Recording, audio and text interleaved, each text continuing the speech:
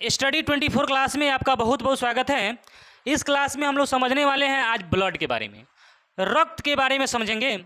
इसलिए आप लोग इसको ध्यान से देखिएगा और ध्यान से समझिएगा कि रक्त के बारे में एक एक चीज़ हम आपको समझाने वाले हैं, ठीक है। इसलिए ध्यान से देखिएगा। चलिए शुरू करता हूँ। रक्त यानी ब्लड, इसका अंग्रेजी होता है ब्लड। ब्लड को हिंदी में रक्त कहा जाता है, ठीक है। तो जो ब्लड यानी ब्लड क्या होता है, हम लोग को जो शरीर में जो ब्लड बहता है उसी को तो ब्लड कहा जाता है, नहीं। तो आखिर वो कितने प्रकार का होता है, ब्लड कितने प्रकार का होता है, कौन सा ब्लड कितना होता है, उसी के बारे में आज हम लोग समझने वाले हैं।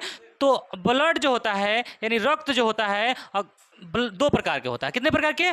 ब्लड जो है मुख्यतः दो प्रकार के होते हैं, दो प्रकार के होता है। तब सबसे पहले ब्लड के बारे में जान लेते हैं। ब्लड का सबसे पहले ब्लड का जो पीएच मान होता है वह 7.4 होता है। ब्लड का पीएच मान 7.4 होता है। आप लोग बोलिए नहीं, ठीक है। 7.4 यह पीएच मान होता है। पीएच मान सबसे पहले तो यह पूछता है कि हमारे शरीर का जो ब्लड होता है उसका पीएच मान 7.4 होता है। यह आपको याद रखना है। परीक्षा में डायरेक्ट इससे सवाल पूछाता है कि ब्लड का पीएच मान कितना होता है, रक्त का पीएच मान कितना होता है, 7.4। इसी के लगले लगले हम एक और का पीएच मान ज्ञात कर लेते हैं। समुद्र जल का पीएच मान होता है 8.4। 8.4 यह समुद्र के जल का पीएच मान होता है। इसी के साथ हम लोग याद कर लिए, है कि नहीं। चलिए इसको मिटाते हैं। यानी रक्त का पीएच मान समझ गया 7.4 होता है और समुद्र के जल का पीएच मान 8.4 होता है। चलिए उसके बाद में यह जो ब्लड होता है एक संयोजी ऊतक होता है। एक रक्त जो होता है, रक्त एक संयोजी ऊतक होता है, ठीक है। ये भी पूछता है कि रक्त कैसा है, एक संयोजी ऊतक होता है। उसके बाद में मेन इसमें देखेंगे कि ब्लड दो प्रकार के, ब्लड जो होता है मुख्यतः दो प्रकार के होते हैं। ब्लड जो है मुख्यतः दो प्रकार के। एक ब्लड को कहता है रक्त कणिकाएं, यानी ब्लड कॉर्पल्स, ब्लड कॉर्पल्स। आयो कहता है प्लाज्मा। एक प्लाज्मा होता है, एक ब्लड कॉर्पस होता है, यानी रक्त कणिकाएं इसको कहा जाता है, इसको प्लाज्मा। यानी ब्लड को दो भागों में बांटा गया है, एक रक्त कणिका और एक प्लाज्मा। अब रक्त में हम लोग का जो रक्त होता है ना, उसमें 45% रक्त कणिकाएं होता है। 45%। परीक्षा में डायरेक्ट पूछता है कि ये तो नहीं पूछता है, लेकिन ये आपको पूछता है कि हमारे शरीर में प्लाज्मा कितना % होता है, ठीक है। देखिए कहाँ प्रश्न, कौन सा प्रश्न पूछता है, हम लोगों को मतलब अनुभव है एक प्रकार का, क्योंकि जब हम लोग क्वेश्चन देखते हैं तो पता चल जाता है कि कहाँ से सवाल पूछा जा रहा है कि नहीं। इसलिए हम देखिए 7.4 जो बताए ना बहुत इंपॉर्टेंट है। डायरेक्ट पूछता है कि रक्त का पीएच मान कितना होता है। तो जो भी हम बता रहे हैं ना उसको ध्यान से अगर सुनते हैं तो बहुत सारा ऑब्जेक्टिव आपको सुनने मात्र से याद हो जाएगा, ठीक है। अब आपके पूछेगा कि हमारे शरीर में प्लाज्मा कितना परसेंट होता है, बस प्रतिशत पूछता है कि हमारे शरीर में प्लाज्मा कितना प्रतिशत होता है। ये नहीं पूछेगा, इसका प्रतिशत नहीं पूछेगा, लेकिन इसका प्रतिशत जरूर पूछेगा कि हमारे शरीर में प्लाज्मा जो होता है 55% होता है। बहुत VVI है। इसका परसेंटेज नहीं पूछेगा, लेकिन इसका पूछेगा तो 55% प्लाज्मा होता है। तो आप शेष याद कर सकते हैं, शेष 45% ई होता है, रक्त कणिकाएं। 45% ई और 55%, तो हमको मेन याद रखना कौन सा है, 55% जो प्लाज्मा होता है वो। फिर इसमें का कुछ भाग याद करना है। अब इसमें भी और पूछता है कि प्लाज्मा में कितना % जल पाया जाता है, कितना % प्रोटीन पाया जाता है। तो है सब तो नहीं पूछता है, लेकिन ये दो को जरूर पूछ देगा आपको। कहेगा अब प्लाज्मा में, अभी प्लाज्मा हो गया 55% है ना, अब उस प्लाज्मा में जल कितना पाया जाता है। तो प्लाज्मा में जल आपका 90% पाया जाता है। प्लाज्मा में जो है जल आपका 90% जल पाया जाता है और 7% प्रोटीन पाया जाता है। तो आपको बस इतना ही बात याद रखना है कि इसमें ज़्यादा सवाल नहीं पूछता है। पूछता है कि प्लाज्मा में कितना % जल पाया जाता है, तो 90%। और प्रोटीन कितना % पाया जाता है, तो 7%। यह दो को बहुत इंपॉर्टेंट है। ये जो सब नीचे देख रहे हैं यह इतना इंपॉर्टेंट नहीं है, लेकिन हम लोग देख लेते हैं, समझे कि नहीं। यानी प्लाज्मा 55%, हमारे शरीर में जो है प्लाज्मा 55% पाया जाता है और उस प्लाज्मा में जल कितना पाया जाता है, तो 90%।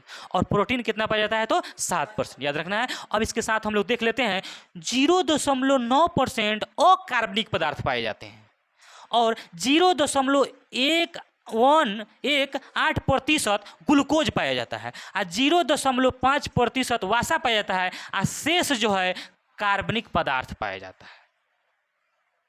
तो मेन ई वाला याद आपको नहीं रखना है, लेकिन यह 3 को आपको जरूर याद रखना है कि हमारे शरीर में प्लाज्मा 55% पाया जाता है, और प्लाज्मा में कितना प्रतिशत जल पाया जाता है, तो 90% जल पाया जाता है, और प्रोटीन कितना % पाया जाता है, तो 7% प्रोटीन पाया जाता है। आपको याद हो गया?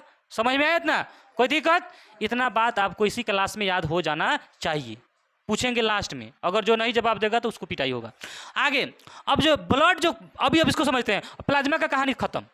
हाँ, एक और इसमें चीज़ समझ लेते हैं, ये 2 को जो तत्व पाया जाता है आप देख रहे हैं, यह बहुत इंपॉर्टेंट होता है। इसी का काम होता है इसका थाका बनाना। ब्लड, हम लोग का ब्लड जो होता है ना, थाका बन जाता है।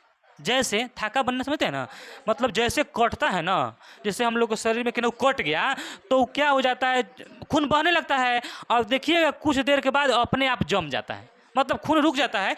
कुछ बांधिए चाहे नहीं बांधिए, नहीं बांधिएगा तो खूब कुछ बहते बहते बहते बहते अपने आप रुक जाता है ना। तो मैंने ज़्यादा कट गया तो जल्दी बांध दीजिएगा तो आपका खून बचा रहेगा, नहीं तो निकल जाएगा। नहीं तो कुछ देर के बाद अपने आप रुक जाता है। क्यों रुक जाता है? कि फाइब्रोजिनिन और हिपैरिन के कारण हमारा ब्लड का थाका होता है। ठीक है, चलिए इतना बात समझ गए कि फाइब्रोजिन और हिपैरिन, इतना इसके बारे में, प्लाज्मा के बारे में जानना है। बस प्लाज्मा के बारे में इतना बात जानना है सबसे पहले कि प्लाज्मा हमारे शरीर में कितना %? 55%। प्लाज्मा में कितना % जल? 90%। प्रोटीन कितना %? 7%। और प्लाज्मा जो है हमारे एक उसमें फाइब्रोनोजिन पाया जाता है और एक हिपैरिन पाया जाता है, जिसके कारण ब्लड क्या हो जाता है? जम जाता है, थाका नहीं बनता है।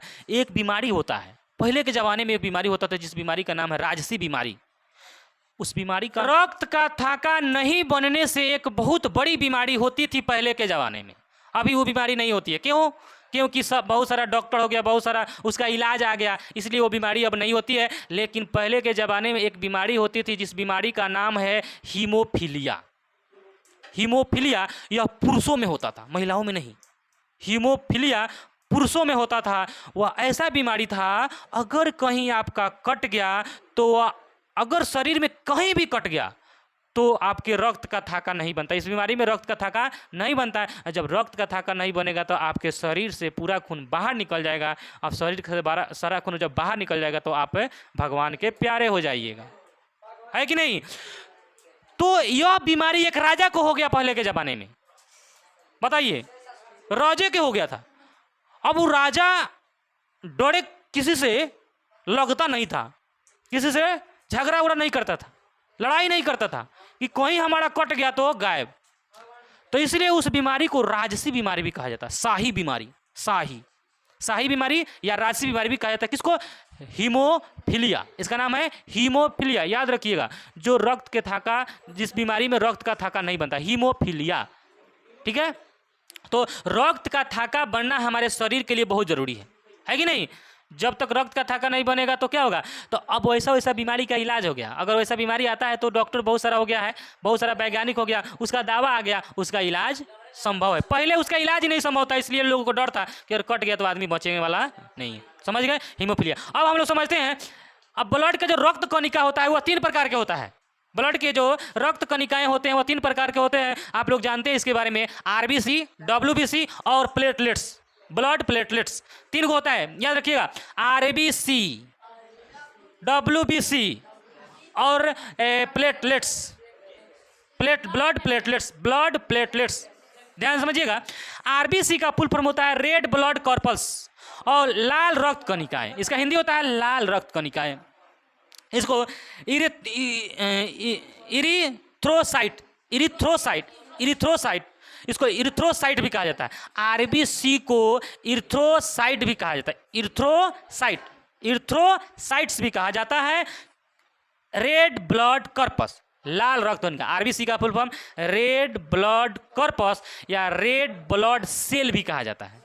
रेड ब्लड सेल भी कहा जाता है। इसको हिंदी में लाल रक्त कोशिका चाहे लाल रक्त कणिका ये भी कहा जाता है। याद रखिएगा, ये नहीं कि लाल रक्त कोशिका दिया तो नहीं मानेंगे। लाल रक्त कणिका भी होता है, लाल रक्त कोशिका भी होता है, और उसको हिंदी अगर अंग्रेजी में रेड ब्लड सेल भी होता है, रेड ब्लड कॉर्पस भी होता है। कन्फ्यूजन दूर कर लीजिए, ठीक है? रेड ब्लड सेल चाहे रेड ब्लड कॉर्पस दोनों एक ही होता है। समझ गए ना?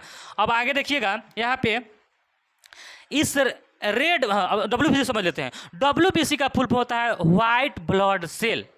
WBC का मतलब होता है व्हाइट ब्लड कॉर्पस या व्हाइट ब्लड सेल, श्वेत रक्त कणिकाएं। श्वेत रक्त कणिकाएं, इसको ल्यूकोसाइट कहा जाता है। क्या कहता है? WBC को क्या कहता है? ल्यूकोसाइट। WBC को क्या कहता है? याद रखो, खड़ा होकर। लाल रक्त कणिका को क्या कहता है? कणिका को क्या कहा जाता है? लाल रक्त कणिका को और क्या कहा जाता है?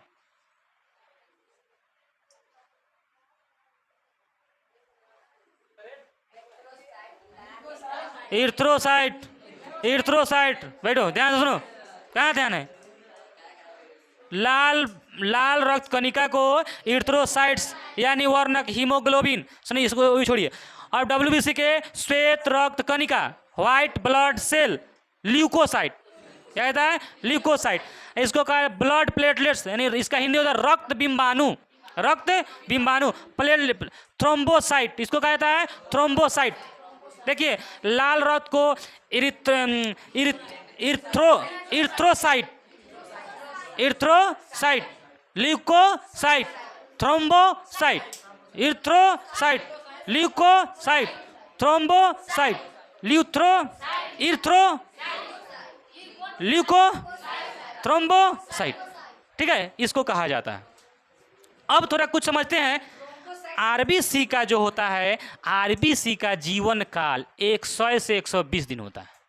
माने यह RBC हमारे में लाल रक्त जो हमारे शरीर में वह रहता है लगभग 120 दिन, 100 से 120 दिन तक रहता है। यानी इसका जीवन काल कितना होता है? 100 से 120, 100 से 120 दिन तक रहता। नहीं दिखाई दे रहा? चलिए ठीक है।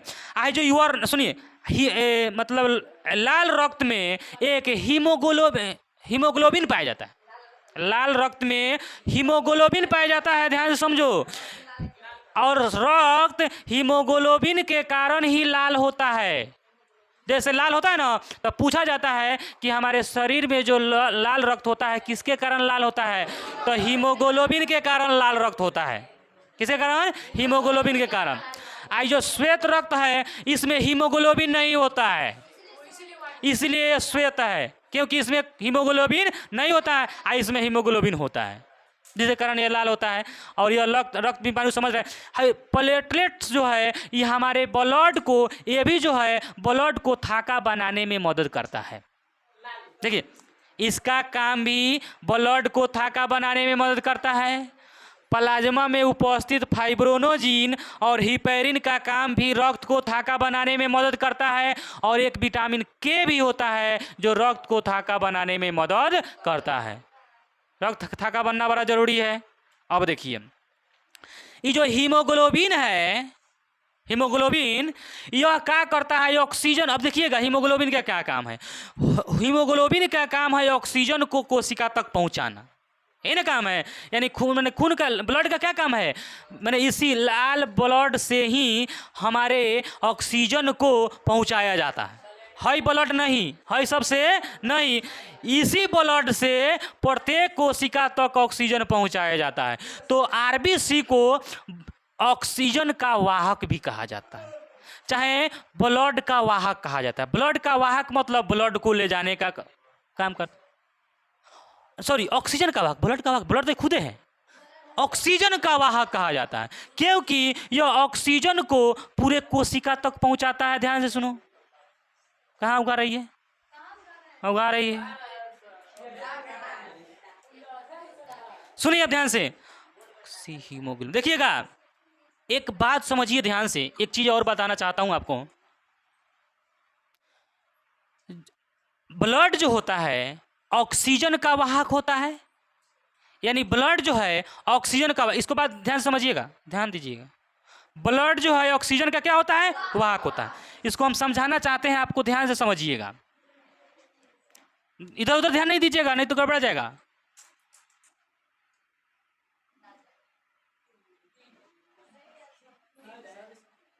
सुनिए, इसमें से ब्लड गया फेफड़ा में, लंग्स में, रुकिएगा समझिएगा, लंग्स में, इसमें ब्लड प्लस O2 रहता है। O2 नहीं, यहाँ से गया फिर इसमें आया, इसे आके ऐसे गया, है ना, ध्यान समझिए, ऐसा ही नहीं होता है। यहाँ से ब्लड गया, देखिएगा जब यहाँ से ये ऑक्सीजन उठाता है तो इस ब्लड में हीमोग्लोबिन पाया जाता है। जब यहाँ से ब्लड से मतलब लंग से ऑक्सीजन रहित ब्लड लिया, यानी उस ब्लड में क्या है, ऑक्सीजन है, और फिर उस ब्लड में रहता है हीमोग्लोबिन, तो वो ऑक्सीजन और प्लस हीमोग्लोबिन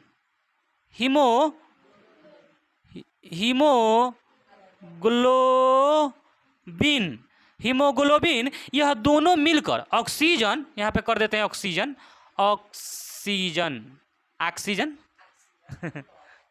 है ना, ऑक्सीजन याद है ना। तो जैसा ध्यान समझिएगा, इस बात बहुत बहुत माइनर बात है।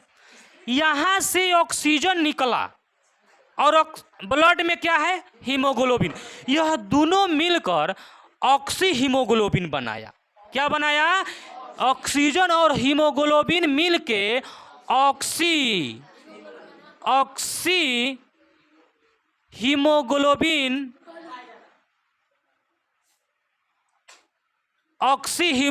बनाया। क्या बनाया, ऑक्सी हीमोग्लोबिन, सही है, देखिएगा ध्यान से, ऑक्सीजन प्लस हीमोग्लोबिन मिलके क्या बनाया, ऑक्सी हीमोग्लोबिन बनाया। और अब बताइए ऑक्सीजन कहाँ से आया, फेफड़ा में से लिया।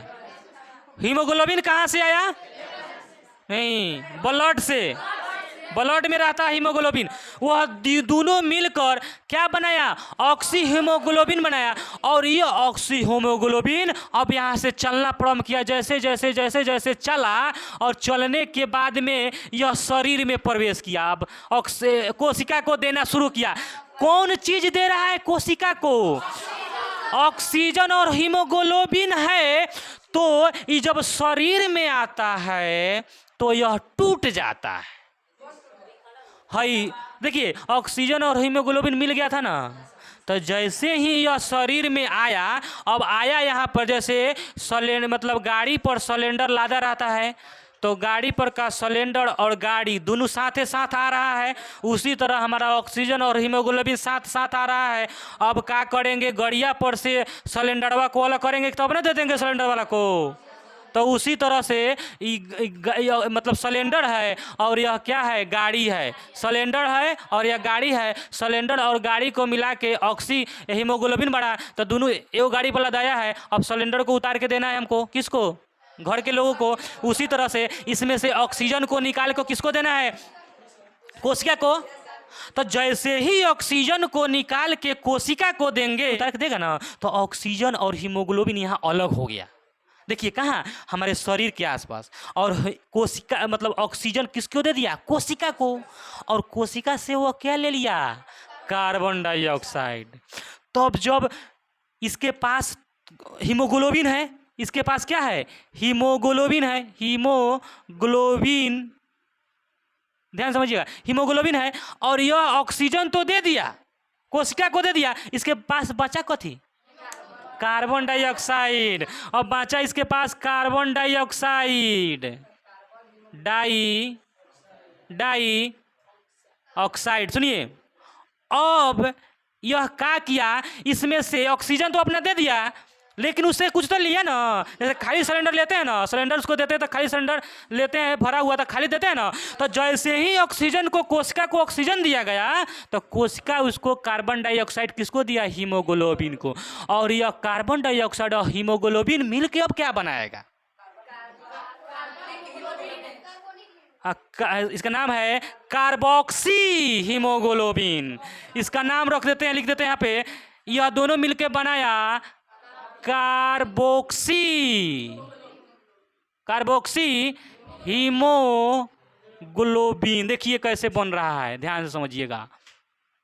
अब समझ में आया, जैसे यहाँ से ऑक्सीजन लिया और ऑक्सीजन के साथ हीमोग्लोबिन जब मिलाया गया तो ऑक्सी हीमोग्लोबिन बना।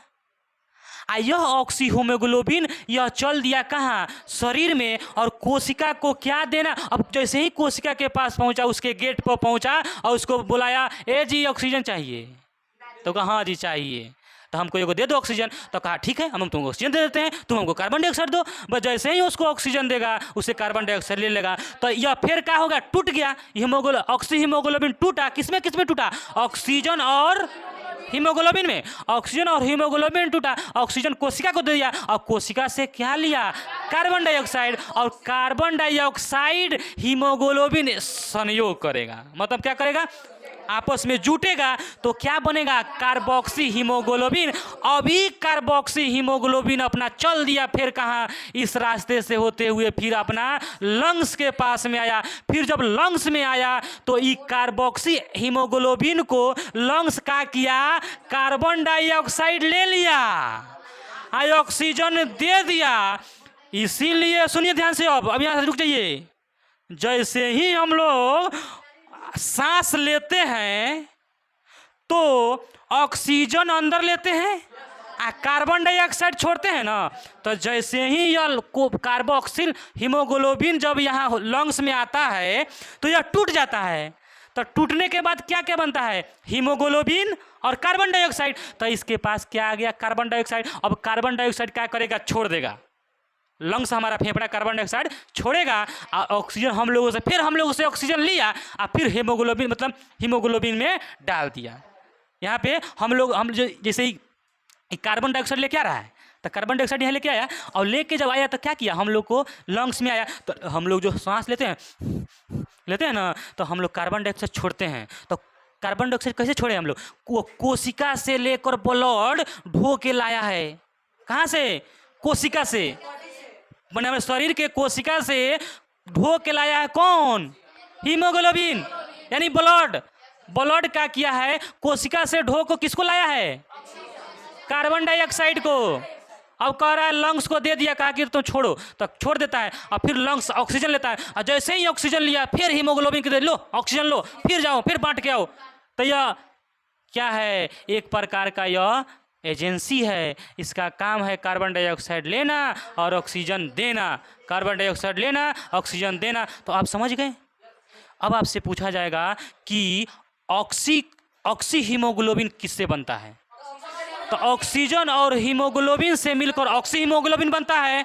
और कार्बोक्सी हीमोग्लोबिन किससे बनता है, तो कार्बन और हीमोग्लोबिन के मिलने से कार्बोक्सी हीमोग्लोबिन बनता है। अब बात समझ में आया कि किस तरह से हम लोग के पास एक कार्बन डाइऑक्साइड जो है हम लोग के फेफड़ा के द्वारा कैसे आता है, आया ना।